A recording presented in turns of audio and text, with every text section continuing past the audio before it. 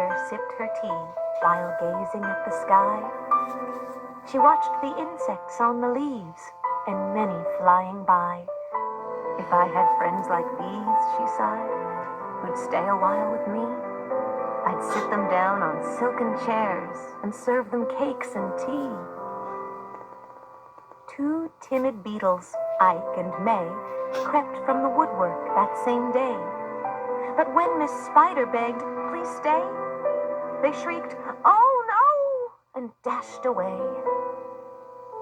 3 fireflies flew inside that night, their spirits high, their tails alight.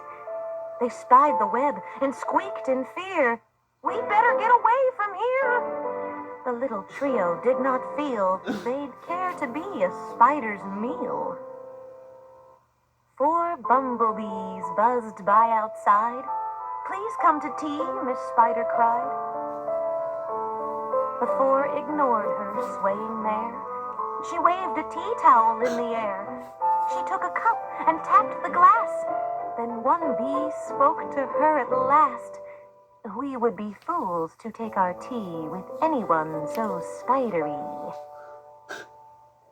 Within the shadows of the room, just peeking from behind a broom, 5 grinning faces bobbed and peered. Miss Spider smiled, her heart was cheered.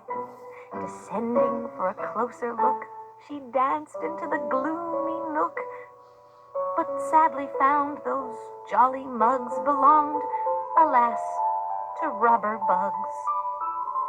Some ants strode in, they numbered 6, but ants with spiders will not mix.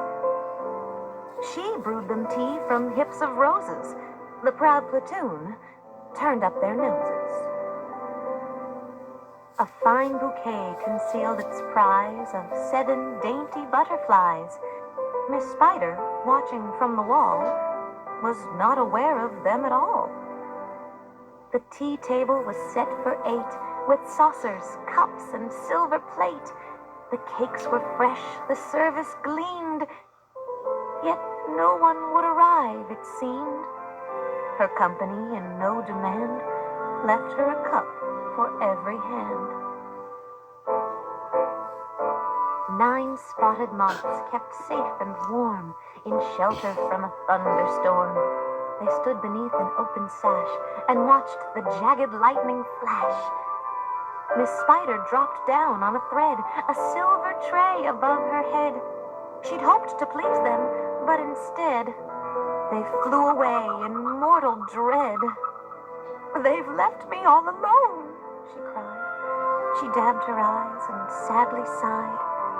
"It's plain no bug will ever stay." Her tears splashed down upon the tray. 10 tiny steaming cups of tea were perched atop her trembling knee.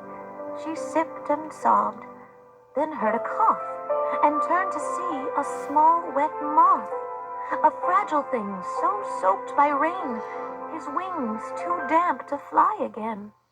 She smiled and took a checkered cloth to cloak the frail and thankful moth. They talked and snacked on tea and pie until his tiny wings were dry. Then, lifting him with tender care, she tossed him gently in the air. The moth told Ike, then Ike told May, who went from bug to say, "There is no reason for alarm. She's never meant us any harm." So later on that afternoon, assembled in the dining room, 11 insects came to tea to share Miss Spider's courtesy. 12 tender violets in a vase presented at Miss Spider's place. Set by her chair, so neatly spun, she munched the blossoms one by one. Her friends were glad to watch her feast upon the floral centerpiece. It was a great relief to see she ate just flowers and drank just tea. Miss Spider's reputation grew. Before too long, our hostess knew each bug who crawled or hopped or flew, and all their lovely children, too.